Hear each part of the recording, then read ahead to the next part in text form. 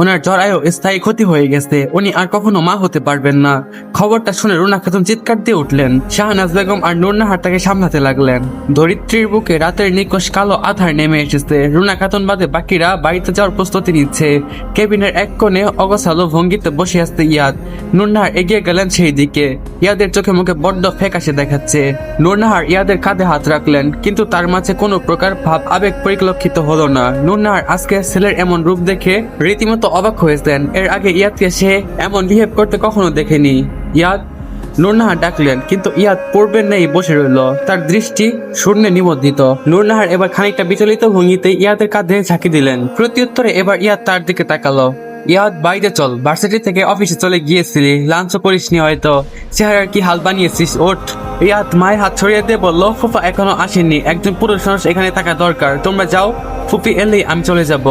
নূরনাহার হয়তো কিছু বলতে চাইলেন, কিন্তু ছেলের শান্ত চাহনির প্রেক্ষিতে কথাটা আর বলে উঠতে পারলেন না। মাথা নেড়ে সম্মতি জানিয়ে বাকিদের সাথে বাড়ির উদ্দেশ্যে রওনা দিলেন। সাইমা অলির চুল আশ্রয় দিচ্ছে, আর অলি আনমনে বসে আছে। কিছুক্ষণ আগে উর্মিলা এসেছিল তার কক্ষে, তার কাছ থেকেই সে রূপসার ব্যাপারে জানতে পেরেছে। অ্যাক্সিডেন্টের ব্যাপারে সে আগেই জানতো, কিন্তু রূপসা আর কখনো মা হতে পারবে না ব্যাপারটা উর্মিলা জানিয়েছে তাকে। অলি বাম হাতটা নিজের পেটের উপরে রেখে একটা শ্বাস ফেললো। এরই মাঝে আলবি রুমে প্রবেশ করে। অলি তার দিকে তাকিয়ে দেখলো তাকে ক্লান্ত আর বিধ্বস্ত দেখাচ্ছে। অলি কণ্ঠে কিছুটা অভিমান মিশিয়ে বলল, কোথায় গিয়েছিলেন আপনি? আম্মা যখন রূপসা আপুকে দেখতে যাওয়ার কথা বললো, তখন আপনি বললেন যে আমাকে রেখে যেতে পারবেন না, কিন্তু তারা বাড়ি থেকে বেরিয়ে যাওয়া মাত্রই আপনি কোথায় উধাও হয়ে গেলেন? আলবি উত্তর না দিয়ে কাবার্ড থেকে কাপড় বের করতে লাগলো। আলবি ব্রুকুসকে বলে ওঠে, কি হলো, কোথায় গিয়েছিলেন বলুন? আপনি কেমন? হ্যাঁ, মানলাম রূপসা আপু আপনাকে ভাইয়ের চোখে দেখে না, কিন্তু আপনি তো তাকে বোনের চোখে দেখেন, কিভাবে একবারও তাকে দেখতে না গিয়ে পারলেন? আলবি এবার অলির দিকে তাকালো, রাগ মিষ্টি কণ্ঠে বলল, ও তো মরেনি, মরলে অবশ্যই দেখতে যেতাম। আলবির কথা শুনে অলি হতভম্ব হয়ে গেল। আলবি চোখ ইশারা করতেই সাইমা রুম থেকে বেরিয়ে যায়। সে চলে যেতে আলবি রুমের দরজা লক করে দিয়ে এসে অলির সামনে বসে। অলি রাগি কণ্ঠে বলে ওঠে, আপনি একজন ডক্টর হয়ে এভাবে বলতে পারলেন, তাও আবার নিজের ফুফাতো বোনকে নিয়ে? ও আমার বোন নয়, ওর মাঝে আমার বোন হওয়ার কোনো যোগ্যতাই নেই। অলি জিজ্ঞাসা চোখে আলবির দিকে তাকিয়ে রইল। তখনই আলবি অলির বাম হাতটা মুঠোয় নিয়ে বলে ওঠে, তুমি জানো ওই মেয়েটা কি করেছে? অলি শুধু তাকিয়ে রইল। আলবি একটা শ্বাস ফেলে বলতে লাগলো, তুমি ঠিকই বলেছিলে, ফ্লোরে কিছু ছিল আর সেটাতে স্লিপ খেয়ে তুমি পড়ে গিয়েছিলে, আর ফ্লোরে সেটা কে ফেলেছিল জানো? বলি আনমনি না বোধক মতো না রে। আলবি বলে ওঠে, রূপসা ফেলেছিল। কি? একজন সার্ভেন্ট ওকে দেখেছিল ফ্লোরে কিছু ফেলতে, সে পরিষ্কার করার জন্য কাপড় আনতে গিয়েছিল, কিন্তু তার আসার আগে তুমি স্লিপ করে পড়ে গিয়েছিলে। আপনাকে এসব কে বললো? যে দেখেছে সেই বলেছে। তুমি যখন বলেছিলে ফ্লোরে স্লিপারি কিছু ছিল, তখনই আমার সন্দেহ হয়েছিল, নিশ্চয়ই কেউ ইচ্ছে করে তোমাকে ফেলেছে। মিথ্যা বলবো না, একবার তো আমি নিজের মাকেও সন্দেহ করেছিলাম, কিন্তু নিশ্চিত হতে আমি বাড়ির সব সার্ভেন্টকে একসাথে ডেকে জিজ্ঞেস করি, তখনই রূপসার ব্যাপারে জানতে পারি। অলি স্তব্ধ হয়ে গেল। সে ভাবতেও পারেনি রূপসা একজন মেয়ে হয়ে তার সাথে এত বড় আর জঘন্য কাজ করতে পারে। আলবি কিছুক্ষণ চোখ থেকে গম্ভীর কণ্ঠে বলে ওঠে, আমি শিওর যে বাড়িতে থাকা সেই সিক্রেট ক্রিমিনালটা ওই মেয়েটাই ছিল। অলি একটা শুষ্ক ঢোক গেলে বলল, কিন্তু আমি তো একজন ছেলের কণ্ঠ শুনেছিলাম। আলবি অলির দিকে তাকিয়ে দেখলো অলির মুখটা চুপসে গেছে। ছেলেটা হয়তো রূপসার লোকই ছিল। অলি মাথা নিচে করে নিল, তার কেন যেন খুব খারাপ লাগছে। হঠাৎ কিছু একটা ভেবে সে আলবির দিকে তাকায়। আপনি কখন জানলেন যে রূপসা আপুই প্ল্যান করে আমাকে ফেলে দিয়েছিল? আজকে সকালেই জেনেছি। আলবি জিভ দিয়ে ঠোঁট বিছিয়ে বলল, আপুর সাথে যা হয়েছে তা অ্যাক্সিডেন্ট ছিল। অলির কথাটা শুনে আলবি বিস্তৃত চোখে অলির দিকে তাকায়। তার চাহনি দেখে অলি মিনমিনিয়ে বলে, মানে তোমার মনে হচ্ছে যে আমি ওর অ্যাক্সিডেন্ট করিয়েছি? অলি হ্যাঁ বোধক মাথা নাড়াতে গিয়েও না বোধক মাথা নাড়ে। আলবি কিছুক্ষণ চুপ থেকে বলে ওঠে, তোমার ঠিকই মনে হচ্ছে, তবে আমার ওকে মেরে ফেলার প্ল্যান ছিল।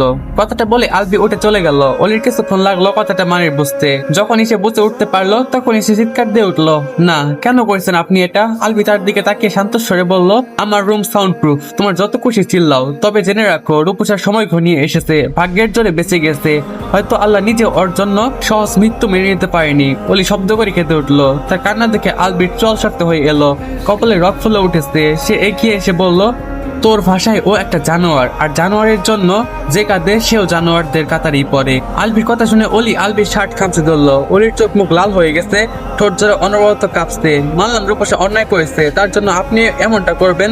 একটা মেয়ের কাছ থেকে মা ডাক শোনার অধিকার কেড়ে নেবেন? আলবি ঠোঁটের কোণে হাসি ফুটে উঠলো।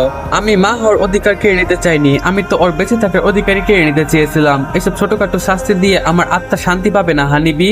ওকে আমি মেরে ফেলবো। যে আমার হানিবিকে মারতে চেয়েছে তার বেঁচে থাকার কোনো অধিকার নেই। অলি ভীষণ রেগে গেল। আপনি এমন কিচ্ছু করবেন না, আমি 100 বার করবো। গাইস, তোমরা কি জানো আমি 1x এ গেম খেলার মাধ্যমে প্রতিদিন টাকা আয় করি। তোমরা যদি আমার মতো টাকা আয় করতে চাও এবং বিভিন্ন পুরস্কার জিততে চাও তাহলে এখনই গুগলে 1x সার্চ করে অফিসিয়াল ওয়েবসাইটে গিয়ে রেজিস্ট্রেশন করো। আর রেজিস্ট্রেশনের সময় আমার দেওয়া special promo code 1YAN use করো, তাহলে অসংখ্য বোনাস এবং ফ্রি স্পিন পেয়ে যাবে। আর 1x কিন্তু একটা ইন্টারন্যাশনাল লাইসেন্সকৃত প্ল্যাটফর্ম এবং সবচেয়ে বিশ্বস্ত।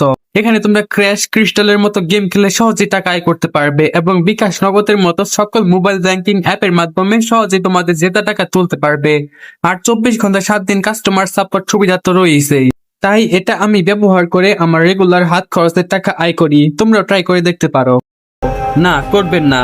আলপি এবার রেগে মেগে ওর চুলের ভাঁজে হাত বলিয়ে দিয়ে তাকে নিজের দিকে টেনে নিয়ে বলল, তুই জানিস আজকে দুপুরে ও ফার্মেসিতে বিশপ্রস্তল 200 mcg কিনতে গিয়েছিল। আলপি একটু থামলো, তারপর আবার বলে উঠলো, তুই জানিস এটা কি কাজে ব্যবহৃত হয়? অলি শুধু কান্না ভিজে চোখে আলপির দিকে তাকিয়ে রইল। আলপির কপালে বিরক্তির ভাঁজ স্পষ্ট। শুধু সে ধৈর্য সহকারে বলতে লাগলো, ওই ঔষধটা গর্ভপাত করানোর জন্য ব্যবহার করা হয়। ডাক্তারি তত্ত্বাবধান ছাড়া খেলে কয়েক ঘন্টার মধ্যে পেটের ভেতরে থাকা সন্তান বিচ্ছেদ হয়ে যায়। কিন্তু তাতেই শেষ নয়, তীব্র পেট মুচড়ে যাওয়া ব্যথা, অঝরে রক্তক্ষরণ, বমি, মাথা ঘোরা, তারপর অতিরিক্ত রক্তক্ষরণে মায়ের জীবনটাও থেমে যেতে পারে। এটা শরীরের ভেতরে এক নরক ঝড় বইয়ে দেয়, যারাও যেন নিজেই সন্তানকে ছিঁড়ে বের করে দিতে উঠে পড়ে লাগে। রক্ত থামতেই চায় না, শরীর ঠান্ডা হয়ে আসে। ভুল ডোজ, ভুল সময় বা সামান্য রিয়াকশন গর্ভের সন্তানের সাথে সাথে মায়ের জীবনও কেড়ে নেয়। ও আজকে ওই ওষুধটা কিনেছিল তোকে খাওয়ানোর জন্য। তোর পেটের ভেতরে থাকা সন্তানকে মারার পাশাপাশি তোকে পৃথিবী থেকে মুছে দিতে চেয়েছিল। এখন বল, আমি কি চুপ করে বসে থাকবো? আমার হানিবিকে মেরে ফেলার চেষ্টা করে আমি ওই মেয়েটাকে বাঁচিয়ে রাখবো, তুই বল? কথাগুলো শুনে অলিক ঢুকুরে কেঁদে উঠলো। সে ভাবতেই পারছে না আজকে আলবি যদি রূপসার ব্যাপারে কিছুই না জানতে পারতো তাহলে কি হতো। অলিকে কাঁদতে দেখে আলবি তাকে আলতো হাতে জড়িয়ে ধরে। তার মনে পড়ে যায় আজকে সকালে রূপসার ব্যাপারে জানা মাত্রই সে দিহানকে পাঠিয়েছিল রূপসাকে ফলো করতে। আজকে দিহানের কাজ না থাকায় সে দ্বিমত না করে রূপসাকে ফলো করতে গিয়েছিল। আলবির প্ল্যান ছিল রূপসা কলেজ থেকে বের হওয়ার মাত্রই তাকে সিএনজি করে কিডন্যাপ করে নেওয়া। দিহান কিডন্যাপারকে সিএনজি ড্রাইভার সাজিয়ে এনেছিল, কিন্তু রূপসাকে ট্যাক্সি করে কোথাও যেতে দেখে দিহান তাকে ফলো করার সিদ্ধান্ত নেয়। রূপসা ফার্মেসিতে ঢুকলে আলবিকে কল করে জানায়। আলবি খোঁজ নিয়ে দেখতে বলে যে ও কি কিনছে। রূপসা ফার্মেসি থেকে সরে যেতে দিহান ফার্মাসিস্টকে হুমকি ধমকি দিয়ে কথাটা বের করে ফেললো। আর এটা শুনে আলবি দিক বিদিক শূন্য হয়ে রূপসার অ্যাক্সিডেন্ট করানোর পরিকল্পনা করে ফেলেছিল। রূপসার জ্ঞান ফিরেছে বেশ কিছুক্ষণ আগে। তাকে সরাসরি কেউ কিছু না বললেও সে কথোপকথন শুনতে পেয়েছিল, যার দরুন সে বুঝে গেছে যে তার সাথে কি হয়েছে। রূপসা এক মনে মাথার উপরে থাকা ঝুলন্ত ফ্যানের দিকে তাকিয়ে রইল। তার এই জীবনের কত অপূর্ণতা রয়ে গেল। প্রথমে সে আলবির ভালোবাসা পেল না, দ্বিতীয় আলবির বউ হতে পারলো না, আর তৃতীয় সে মাতৃত্বের স্বাদ গ্রহণ করার ক্ষমতাও হারিয়ে ফেলেছে। আচ্ছা, সে পেলটা কি? যার জন্য কিশোরী মনে প্রথমবার ছন্দ পতন হয়েছিল, সে মানুষটার মনে নাকি সে এক মুহূর্তের জন্য প্রবেশ করতে পারেনি। আচ্ছা, এরকমটা না হলে কি পারতো না? সে জানে সে পাপ করেছে, ভবিষ্যতে হয়তো করবে, কিন্তু সবকিছু করবে শুধুমাত্র আলবিকে পাওয়ার জন্য। সে বাঁচবে না আলবিকে ছাড়া। রুনা খাতুন রূপসার পাশেই বসেছিলেন। সে মেয়েকে বলার মতো কিছুই খুঁজে পাচ্ছে না। এরই মাঝে রূপসার বাবা রহিম আহমেদ কেবিনে প্রবেশ করলেন। প্রথমে সে রুনা খাতুনের উদ্দেশ্য করে বলে উঠলেন, নাও এবার শান্তি পেয়েছো তুমি। বারবার বলেছি যে মির্জা বাড়িতে বেড়াতে যাও ঠিক আছে, কিন্তু পার্মানেন্ট থাকার কথা ভাইব না। কিন্তু তুমি আমার কথাই শুনলে না। তোমার জেদের জন্যই আজকে মেয়ের এই হাল হয়েছে। রুনা খাতুন চোখ মুছতে বললেন, আমি কি করেছি? তোমার মেয়ে তো নানুর সাথে থাকবে বলে জেদ করেছিল। একদম এক্সকিউজ দেবে না। তুমি প্রথম থেকে জানতে যে আমার মেয়েটা ওই আলভি মির্জার প্রতি উইক। তারপরেও জেনে তুমি কেন নিয়ে গেলে ওইখানে ওকে? দরকার হলে তোমার মাকে আমাদের বাড়িতে নিয়ে যেতে পারতাম। সেটা না করে আমি দেশের বাইরে যাওয়ার সাথে সাথে মেয়েকে নিয়ে মির্জা ভিলাতে চলে গেলে। তার উপর আমি দেশে ফেরার পরেও হাজারবার বলেছি বাড়িতে ফিরে আসতে, তাও শুনলে না।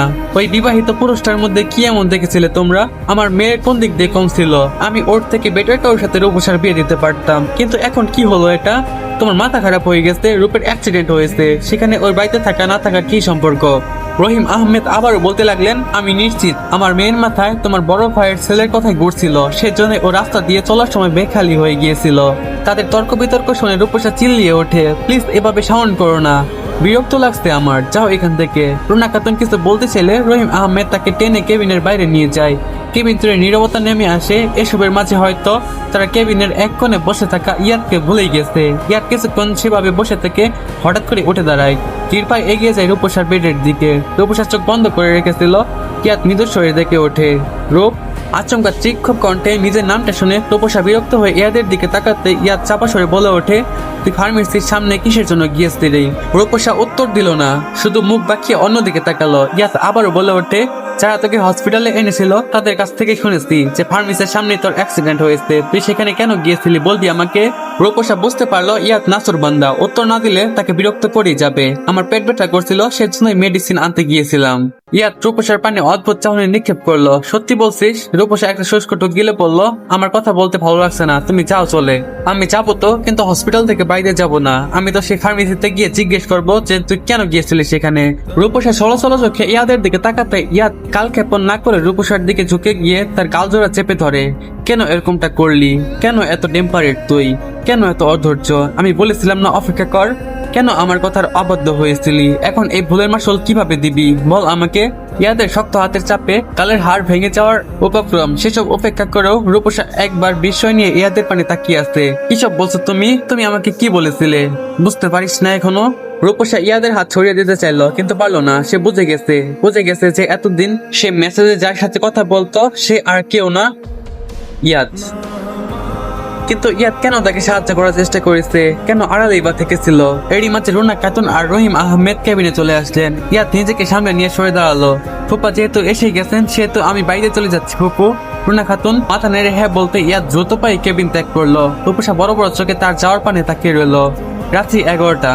ইয়াদ সে ফার্মেসির সামনেই দাঁড়িয়ে আছে যেখানে রূপসা এসেছিল। সে ফার্মেসি থেকে বেরিয়ে একজন লোককে কল করে গর্জে উঠলো, অভি রূপ পর্যন্ত পৌঁছে গেছে, আর বেশি কিছু জানার আগে ওকে যে করে হোক আটকাতে হবে। ফোনের ওপাশ থেকে আসা কথাটা হলো, তুমি শিওর যে রূপসার অ্যাক্সিডেন্টের পেছনে আলবির হাত ছিল? I am damn sure. ফার্মেসিতে থাকা সিসিটিভি থেকে তিহান সাক্ষাতের ফুটেজ পাওয়া গেছে। রূপসা বেরিয়ে যাওয়ার সাথে সাথে তিহান এসেছিল এখানে। ইয়াদ কথা বলছিল, এরই মাঝে তার ফোনে নুন্নাহারের কল আসে। সে আগে কলটা কেটে দিয়ে মায়ের কল রিসিভ করে, কানের কাছে ধরলো। হ্যালো বাবা, কোথায় আছিস তুই? ইয়াদ বিরক্তি চেপে ধরে স্বাভাবিক গলায় বলল, তুমি চিন্তা করো না মা, আমি আমার এক ফ্রেন্ডের বাড়িতে এসেছি, সকালে বাড়িতে ফিরবো।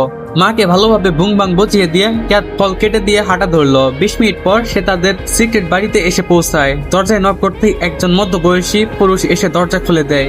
ইয়াদ রুমে ঢুকে তার উদ্দেশ্যে বলল, ফোনে আর কি কথা বলবো, তাই একবারে চলে এসেছি। মধ্যবয়সী লোকটা ইয়াদের বসার জন্য চেয়ার এগিয়ে দিয়ে বলতে শুরু করলো, তো কি ভাবলে? রিফাত ধরা পড়াতে ওকে তো জানে মেরে ফেললে, এবার রূপসাকে কি করবে? ইয়াদ তীক্ষ্ণ চোখে লোকটার দিকে তাকিয়ে বলল, খবরদার ডক্টর সিদ্দিক, রূপের নাম ভুলেও নেবেন না। ভুলে যাবেন না যে ওর জন্যই আমি আপনাকে সাহায্য করছি। সিদ্দিক হালকা হেসে বলল, তুমি তো রূপসার সাহায্য করছো ইয়াদ, আমি তো আলবিকে মেরে ফেলতে চেয়েছি, কিন্তু তোমার রূপসার জন্য মারতে পারলাম না। ইয়াদ মেজাজ খারাপ করে বলল, শুনুন বললাম তো, রূপের সাথে অভির বিয়েটা কমপ্লিট হলেই অভি ডাক্তারি লাইসেন্স নষ্ট করে দেব। সেই সাথে আপনার ক্ষতিপূরণ হিসেবে অভির ভাগ থেকে কোম্পানির 50% শেয়ার আপনার নামে লিখে দেব। শুধু অভিকে মারা যাবে না। বুঝলাম, কিন্তু রূপসা ধরা পড়ার পরেও যদি ওকে বাঁচিয়ে রাখতে পারো তাহলে রিফাতকে কেন মারলে? আমি রিফাতকে মারিনি ডক্টর সিদ্দিক, ও নিজে ড্রাঙ্ক অবস্থায় গাড়ি চালাচ্ছিল, এতে আমার কি দোষ? তাছাড়া ও বেঁচে থাকলে অভি এই কয়দিনে আমাদেরকে ধরে ফেলতো, তাহলে এখন রূপসার কি ব্যবস্থা করবে? ইয়াদ কিছু একটা ভেবে বলল, ও এখন থেকে আমার কথা মতোই কাজ করবে। তাও একটা বিষয় ভালোই হলো, অভি ভাবছে রিফাত আর রূপসা মিলে এত কিছু করেছে, ও আমাকে নিয়ে এসব দুঃস্বপ্নেও ভাবতে পারবে না। তুমি ঠিক কি করতে চাইছো? শুনুন, পরিস্থিতি এখন এলোমেলো, এই অবস্থায় কিছুদিন চুপ থাকা উচিত। খোলা পানিতে মাছ শিকার করা যায় না। অভি পানি খোলা করে ফেলেছে, আমাদের আগে ওকে অবজার্ভ করতে হবে, তারপর ভেবেচিন্তে যা করার করব। তুমি কি ব্রেক নিতে চাইছো? হ্যাঁ, পরিস্থিতি স্বাভাবিক হোক, অভি এখন কোনোভাবেই আমাদেরকে সফল হতে দেবে না। ও অনেক প্রোটেক্টিভ হয়ে গেছে, ওর মনের ভয়টা দূর হওয়া অবধি অপেক্ষা করা ছাড়া আর কোনো উপায় নেই। সিদ্দিক উঠে গিয়ে ফ্রিজ থেকে একটি কোল্ড ড্রিঙ্কস এর বোতল বের করলো। বোতল খোলার টুং শব্দের সাথে ঘরে এক মুহূর্ত নীরবতা নেমে এলো। বোতলটা ইয়াদের হাতে দিয়ে সে নিচু গলায় বললেন, আজ থেকে ঠিক 2 বছর আগে ডক্টর আলবি তাসনিম মির্জা আমার জীবনটা তছনছ করে দিয়েছিল। এক রোগী মারা গিয়েছিল আমার হাতে। আমি রোগীর পরিবারকে সত্যটা বলিনি। আইসিইউ এর দরজা বন্ধ রেখে প্রতিদিন বলতাম, উনি এখনো লড়ছেন, শুধু দোয়া করুন। তারা এক বুক আশা নিয়ে টাকা দিচ্ছিল, বিল দিচ্ছিল, আর আমি সে মৃতদেহের অঙ্গ বিক্রির চুক্তি করছিলাম। সিট থেকে ঠোঁটে এক কোণে এক বিকৃত হাসি ফুটে উঠলো। ভেবেছিলাম সব ঠিকঠাক চলবে। আলবি সেই সময় হসপিটালের কার্ডিওলজি রেসিডেন্ট ডক্টর হিসেবে ছিল। হঠাৎ করে একদিন সে সব জেনে গেল। আমার কোনো কথা না শুনে সে সরাসরি পুলিশের কাছে প্রমাণ দিয়ে দিল। 1 সপ্তাহের মধ্যে আমার মান সম্মান লাইসেন্স সব শেষ। সেই দিনই ঠিক করে রেখেছিলাম ওর কাছ থেকেও আমি সবকিছু ছিনিয়ে নেব। সিদ্দিক একটু থেমে ইয়াদের চোখের দিকে তাকিয়ে মৃদু হেসে বলল, কিন্তু ইয়াদ, তুমি তো দেখেছিলে আলবি তাসনিম মির্জার চেয়েও ভালো মানুষ। যাকে ভালোবাসে তাকে অন্য একজনের হাতে তুলে দেওয়ার জন্য মরিয়া হয়ে উঠছো। ইয়াদ ঢকঢক করে রিংটা খেয়ে মুখ মুছে বলল, অন্য একজন নয়, ডক্টর সিদ্দিক রূপ অভিকে ভালোবাসে। তুমিও তো রূপসাকে ভালোবাসো। আপনার কি মনে হয় আমি ওকে ভালোবাসলে অভির হাতে তুলে দিতে? সিদ্দিক কিছু বলতে যাবে তার আগে ইয়াদ আবারও বলে ওঠে, রূপ যেমন অভিকে পাওয়ার জন্য ছটফট করে, আমি ওকে পাওয়ার জন্য ছটফট করি ডক্টর সিদ্দিক। রূপ যেমন অভিকে পাওয়ার জন্য নিষিদ্ধ পথ বেছে নিয়ে পাপ পুণ্যের ভেদাভেদ ভুলতে বসেছে, আমি কি পেরেছি সেই ভেদাভেদ বলতে? পারিনি তো। পারিনি নিষিদ্ধ পদ্ধতি অবলম্বন করে ওকে নিজের কাছে টেনে নিতে, পারিনি স্বার্থপর হতে। তাহলে আমি ওকে কিভাবে ভালোবাসলাম ডক্টর? সিদ্দিক বললেন, তুমি ওকে সত্যিকারের ভালোবাসো, সেজন্যই পাওনি। উল্টো দিকে রূপসাই অভির আক্রমণাত্মক হয়ে পড়েছে। ওর অনুভূতিটা ভালোবাসার নয় ইয়াদ, ও যা করছে ভালোবেসে করছে না, আলফির ওয়াইফকে হিংসা করে করছে। তোমার উচিত ওকে এই কাজে হেল্প না করে ওকে আটকানোর, তারপর ওর সামনে নিজের ভালোবাসা প্রকাশ করা। ইয়াদ হেসে উঠল, আপনি অভিকে মেরে ফেলতে চান, সেই জন্য আমার ব্রেন ওয়াশ করতে চাইছেন তাই না? শুনুন, আমার ব্রেন ওয়াশ করতে আসবেন না। রূপ অভিকে ভালোবাসে, তাই অভি বেঁচেও থাকবে আর রূপসা ওকে নিয়ে সংসারও করবে। আমি চাই না রূপ সারা জীবন অভির থেকে দূরে থেকে যন্ত্রণা পাক। তুমি কি মনে করো রূপসা থেকে দূরে থেকে তুমি যন্ত্রণা পাবে না? আমি নিজের যন্ত্রণা সহ্য করে নিতে পারবো ডক্টর, কিন্তু রূপের যন্ত্রণা সহ্য করতে পারবো না।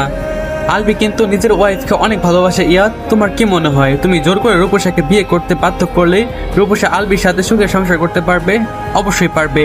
তার জন্য যা যা করা লাগে সব করব আমি। গ্যাস গল্পটা তো পুরো মাথায় ঘুরাই দিল। তোমরা কি একটু আন্দাজ করতে পারছিলা যে ঘরের শত্রুটা ইয়াদ হবে? আমি তো ভাই কখনোই বুঝতে পারি না যে এরকম কিছু হবে। তো তোমাদের মতামতটা কমেন্ট বক্সে জানাই দাও। তো ভালো থাকবে সবাই, আল্লাহ হাফেজ। দেখা হবে খুব শীঘ্রই পরবর্তী পার্টে।